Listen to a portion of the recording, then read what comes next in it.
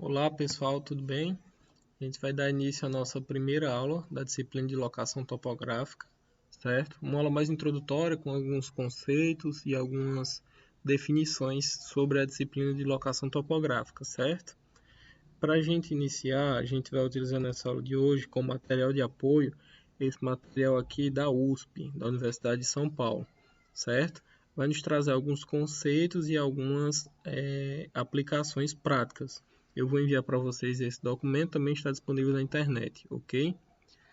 Seguinte, pessoal, iniciando o conteúdo, a gente vê a definição do que é locação topográfica, que nada mais é do que materializar no terreno pontos do projeto de uma obra para que a mesma possa ser executada no mesmo local onde foi planejado. Ou seja, aqui como exemplos a gente tem pilares, fundações de edifícios, divisões de lotes, estradas, enfim. Se eu tenho um terreno e eu preciso locar esse terreno, eu preciso locar uma edificação dentro desse terreno, eu preciso da utilização da locação topográfica através das coordenadas, né, de latitude e longitude. Um exemplo bem prático da locação topográfica, que utiliza alguns aparelhos que vocês conhecem, é o GPS, certo? O GPS é um tipo de georreferenciamento que utiliza as coordenadas de latitude e longitude, certo?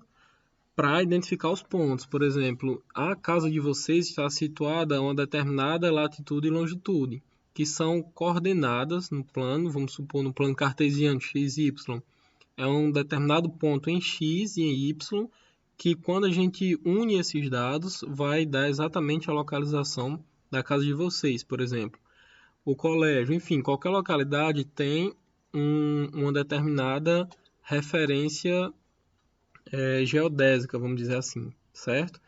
E para eu locar uma edificação em um determinado terreno, obviamente que eu preciso da utilização da alocação topográfica. Então, para saber quanto exatamente está distante as alvenarias, por exemplo, do limite do terreno, quanto que vai ser o tamanho, qual ponto exato que vai ficar os pilares de uma edificação, enfim. Para todos esses detalhamentos, eu preciso da utilização da topografia, da locação topográfica, ok? Passando aqui, quais as etapas do processo de locação topográfica? A gente tem aqui uma das etapas, o levantamento topográfico do terreno, onde a obra será realizada. Nesse levantamento topográfico, pessoal, leve em conta não somente as coordenadas georreferenciadas, né, que a gente utiliza, latitude e longitude, mas também leve em conta o desnível do terreno. A gente vai ver ao longo da disciplina que existem algumas áreas de atuação, algumas aplicações, ramificações, vamos dizer assim. Existe a planimetria, que atua na locação de pontos no plano, certo? E a altimetria, que é justamente a diferença de nível. Por exemplo, quando a gente tem um terreno com aclive, ou seja, com subida, ou um terreno com declive, que é muito inclinado, né, com descidas, a gente necessita também da localização, da utilização da locação topográfica para identificar essas diferenças de níveis que são bastante acentuadas ou pouco acentuadas, certo?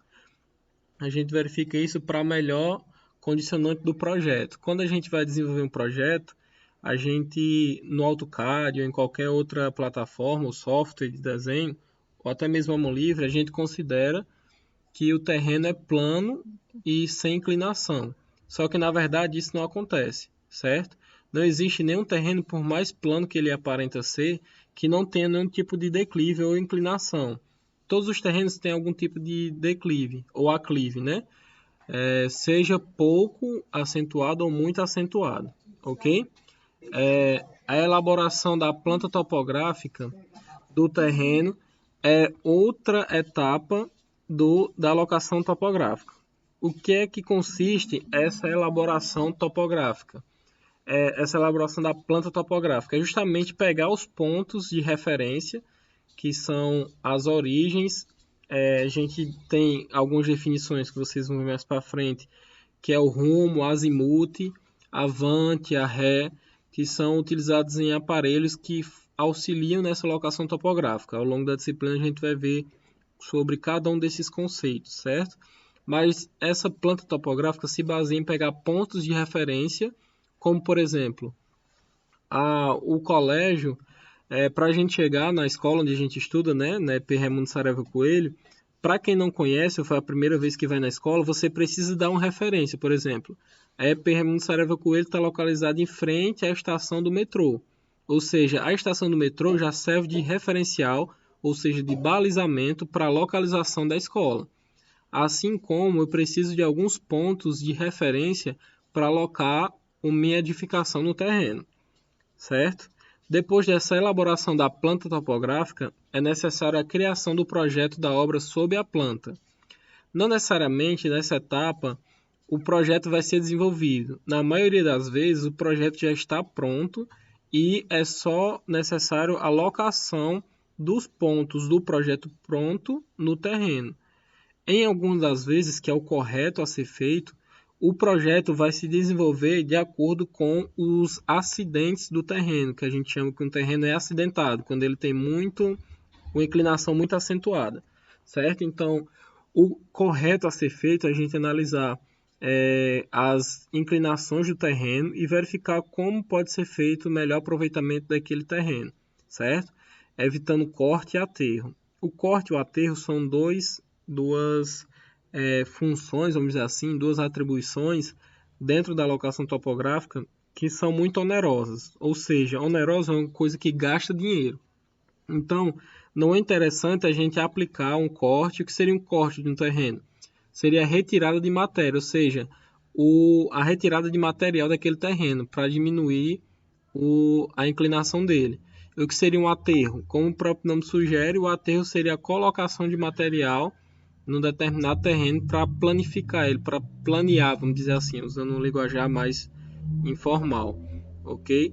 Então a gente faz de acordo com o auxílio da alocação topográfica a maneira pelo qual tente deixar a obra mais barata possível. E barata não significa dizer que vai ser utilizado materiais ou métodos de baixa qualidade, mas na verdade vai ser utilizado um estudo prévio para otimizar as etapas de uma obra, ok?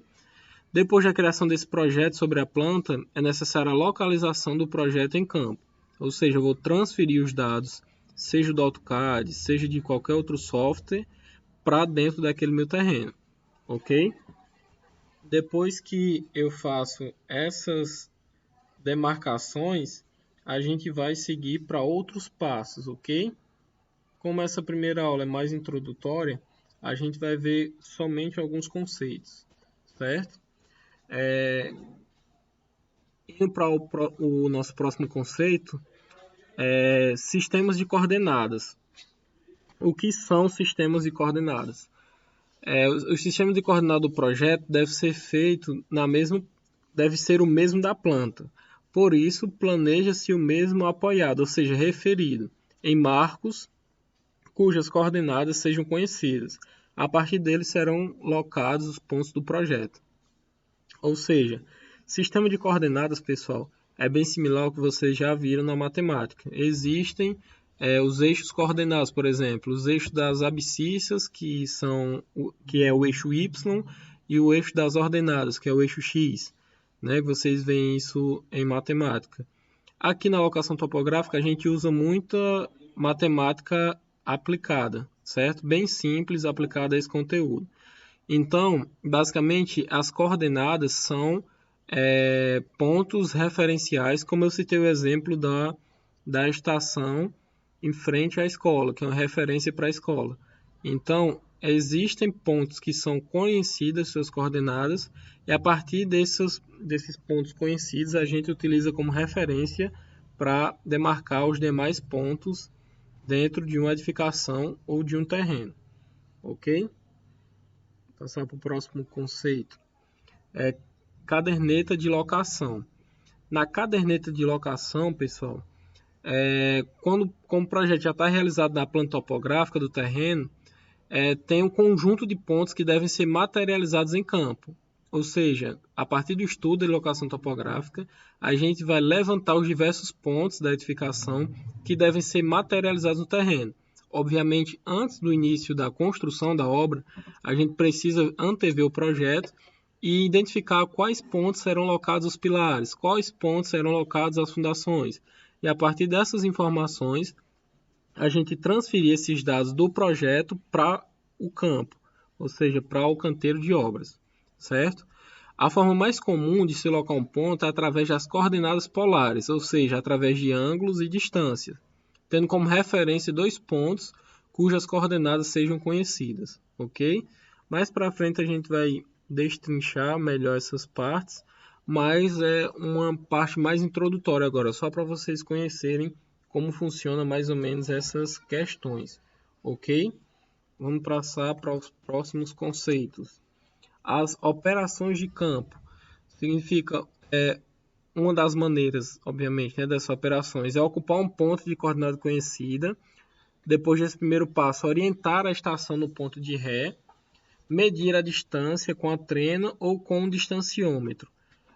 Outro assunto para outras aulas, os equipamentos topográficos que são utilizados, seja trena, distanciômetro, nível, teodolito, estação total, STK, enfim, são diversos aparelhos que são utilizados na locação topográfica. Então, nas operações de campo, a gente vai praticar essas operações. Basicamente, a gente utiliza um ponto de referência, orienta ele a partir da ré e mede a distância a partir dele, ok? Quais seriam as observações necessárias? A gente vê os eixos perpendiculares à obra, materializá-los por barbantes, fios de aço ou construções de madeira, que são os gabaritos, né, que são conhecidos popularmente. O gabarito da obra nada mais é do que uma pequena construção de madeira ao entorno da obra, a silhueta da obra, vamos dizer assim. E a partir desses pontos a gente traça linhas, sejam com aço, barbante, enfim. E a gente traça coordenadas em X e em Y. E a partir do encontro desses pontos, a gente materializa os pontos de locação de pilares ou outros elementos da edificação, ok? Depois desses eixos perpendiculares, acontece a materialização deles, dos eixos ou níveis através de feixes de laser. Essa parte de laser é utilizada mais para equipamentos de geração mais avançada. Ele também pode ser feito através de barbantes e fios de aço, como citado no item anterior, certo? As estações alternativas de locação, depois a verificação dos pontos locados e as coordenadas cartesianas em estações totais.